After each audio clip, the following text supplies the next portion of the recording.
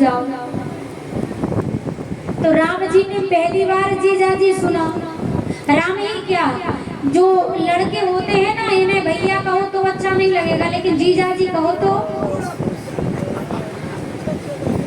बड़ा अच्छा लग जाता है। क्योंकि हमारे नाम के पीछे कोई एक बार जी लगा दे तो कितना अच्छा लगता। और वहाँ तो जीजा जी। तो जैसे ही एक सखी ने कहा कि जीजा जी थोड़ा झुक जाओ, और राम जी ने तो पहली बार सुना था जीजा जी, सो राम जी ने तुरंत सर को झुका दिया। और जैसे ही सर को झुकाया तो इन स्त्रियों की एक और बुरी आदत होती है, तुरंत ही आपस में बात करने लगती है। जैसे ही राम ने सर को झुकाया तो एक सखी कहने लगी, बहन देखो उधर। दूसरे ने कहा क्या?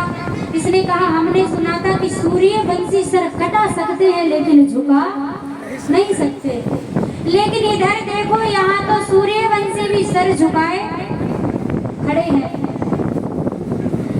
तो आज लक्ष्मण जी के कानों में ये आवाज पड़ी तो दूसरी सखी कहने लगी कि अरे कोई कितना बड़ा योद्धा हो, ये ससुराल है और ससुराल में हर किसी को झुकना ही पड़ता है, तभी बात बनती है।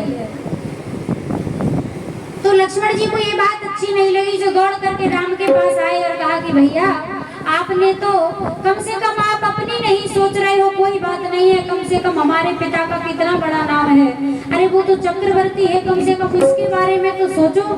राम ने कहा क्यों, क्या कर दिया मैंने? लक्ष्मण जी ने कहा कि हमारे पूर्वजों ने आज तक कहीं सर झुकाया नहीं है, पर यहाँ पर आप झुकाए खड़े हो।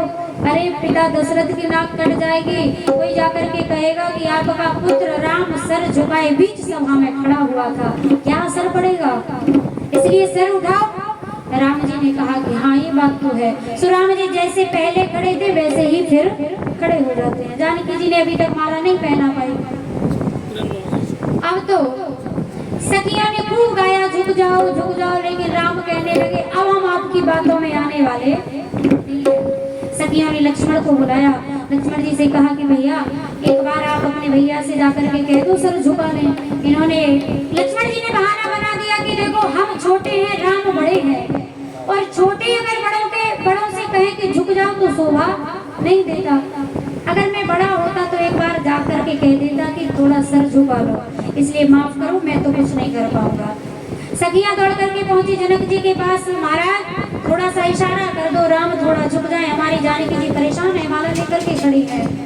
जनक जी ने कहा कि मैं बेटी का पिता हूँ और मेरी बेटी का विवाह है, ये हमारे द्वार पर आए हैं तो अतिथि भगवान के बराबर होते हैं, हमारे द्वार पर कोई आए तो उसे झुकाना थोड़ी चाहिए, कैसे कह सकते हैं कि झुक जाओ? आप किसी और से कहलवा दो, हम नहीं कह पाएंगे। वहां से दौड़ती हुई आई सखिया, अब कहाँ जाए?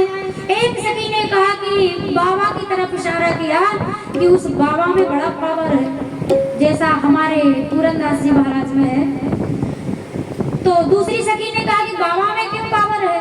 तीसरी ने कहा तुम्हें नहीं पता, ये धनुष की तरफ देख भी नहीं रहे थे, लेकिन जैसे ही बाबा ने इशारा किया तो इन्होंने तुरंत धनुष को तोड़ दिया। ये बाबा का पक्का चेला है, जाओ बाबा से कहो। सखिया दौड़ करके विश्वामित्र जी के पास पहुंची, प्रणाम किया, महाराज ने आशीर्वाद दिया, क्या बात है? सखियों ने कहा गुरुदेव अपने चेला को थोड़ा सा इशारा कर दो कि सर झुका दें। तो विश्वामित्र जी ने भी हाथ उठा दिए और कहा